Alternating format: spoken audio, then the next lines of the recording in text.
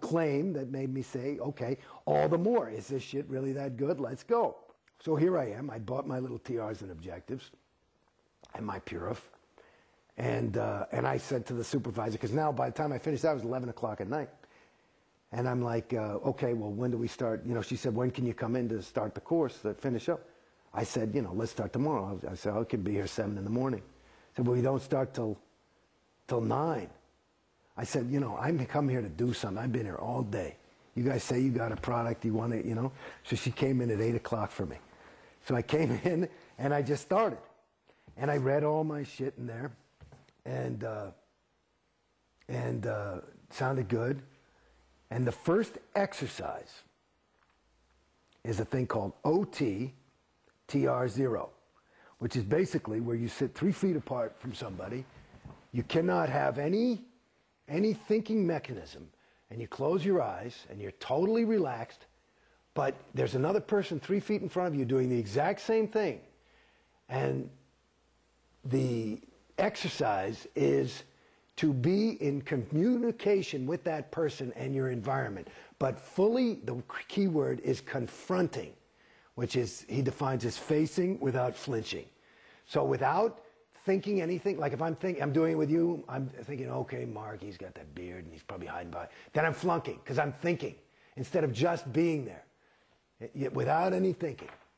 And so I have to be able to be, and you do this, it says, until you get a major stable win. Okay? So I said, fuck it, okay, here's my first Scientology shit, and I'm there with some whoever, and I'm sitting there, and I'm facing him without flinching, and I had a major stable win. What I did, according to Scientologists, and I don't have any other nomenclature for it, so it would work for me, but I went exterior. So in other words, the concept would be your thetan, you, your soul, whatever you want to call it. That's who you are. You're not the body. I'm not Jason Beghe. Jason Beghe, it's like buying a new car. I'm the driver of the car. Okay? So basically, I went exterior, and to get back to the beginning of my story, I felt for the first fucking time the biggest win in my life. I knew who I was. That question that I've been asking since I was cognizant. Who am I? I knew who I was. And this was huge for me. I said, wow. And this is not even that fucking auditing stuff they talk about. This is just some fucking, you know, some thing. Yeah. And I said, shit, that's awesome. So I was blown out of my socks, happy. Like, I mean, I was like, oh, so that's who I am. You know, because I knew I wasn't this thing, because I sometimes would have this personality. Sometimes I was a phony. Sometimes I was, you know, you never know if you're real or not, you know. But then there's those moments when, so it's like, who are you?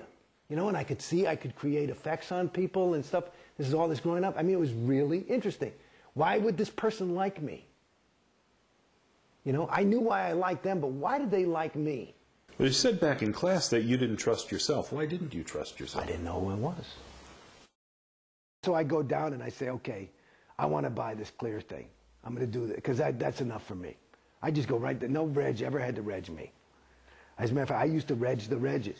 They would fucking run, because I'd do things to them, you know, stuff like that. I'd fuck with them. I like doing that.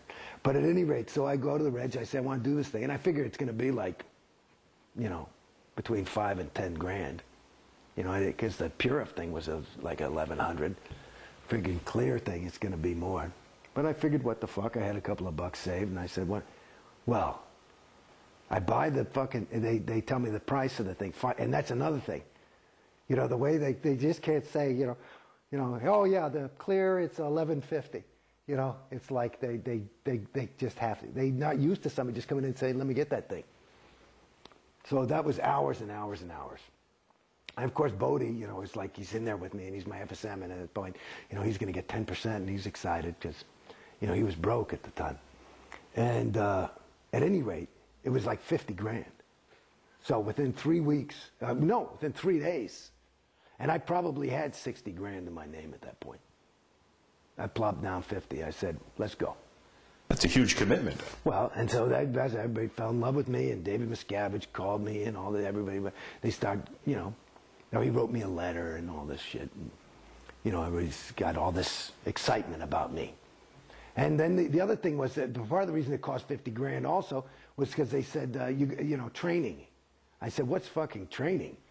And they said, you mean I can't do, I just thought you sat there, you held those cans. I'd done it in the interview, it sounded easy. I say, and if it's going to be that great, and I remember reading what clear is and all that, sounds pretty fucking good. And all I'd done is sat there and I knew who I was. That's all I'd ever, which probably the biggest win I had in Scientology was on that first day. At any rate, so I go to, they sell the training. I said, what's that? Well, you learn to be an auditor. I said, listen, you know, I'm an actor, I'm not an auditor. You know, that's cool. You know, blah, blah, blah, and they're trying to get me to do this thing and buy a fucking e-meter. And I, you know, 3,000 watt for that fucking thing? It looks like a fucking transistor radio. And, but I'm like, oh man, okay. But I trust them. I figure, you know, because they're delivering a thing. These are good people. You know what I mean? And I'm also looking at these people, and it's these decent people. They're decent, and I'm trusting. So, and they are. And so they sell me the training. They tell me, finally, the only reason I bought the training, they said it's half the wins. Oh, so you, in order to get the wins of the auditing and really going clear, you have to be trained. I said, well, then give me the training package. So I bought a Class 5 training package because they said you had to be trained as trained as you're clear. And I said, what's a clear guy? So a Class 5. Now, you should know that a lot of people fall for this sales thing. And there is probably, I would guess, my guess is conservatively is there is probably $500 million, is my guess off the top of my head, of unused training that has been bought. People buy it, but they can't confront it. They can't face it without flinching. Okay? Me, I'm a Class 5 auditor. I fucking did it. I liked it. I thought it was cool. I actually got a lot of wins out of that shit. So that was part of another reason why people liked me, because I was actually doing it. I didn't mind going on. I would quit. I'd say, I don't want to go on that audition. I'm going on course. You know, I was here to go clear. I figured I can do this in about 5-6 months. What the fuck? You know? Let's go.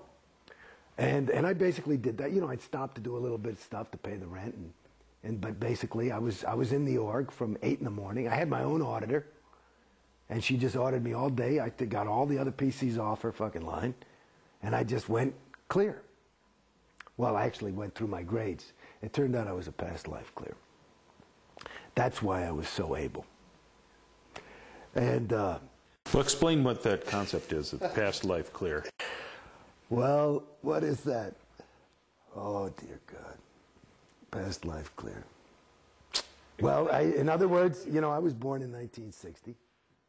Scientology was developed in 1952, but LRH was doing Dianetics. I'm having a moment. See, this is part of the moments of coming out of Scientology, for me at least. I think it might be something common to a lot of people, but there are moments where you just feel a loss. And it's not a loss of, I miss Scientology by any stretch. It's a loss. It's a regret of having invested so much in something that is empty. And so there are these moments, and I just had one, where you just go, whew. So at any rate, a past life clear would be somebody, because a clear is even though LRH says absolutes are unobtainable, that's a state that he called a homo novus. You're not even a human being. You're not even a homo sapiens anymore. Homo sap, as he calls it. You're a homo novus, which would be new man in Latin. And so it's a new state on the evolutionary track. So I'm more evolved than regular mortal humans.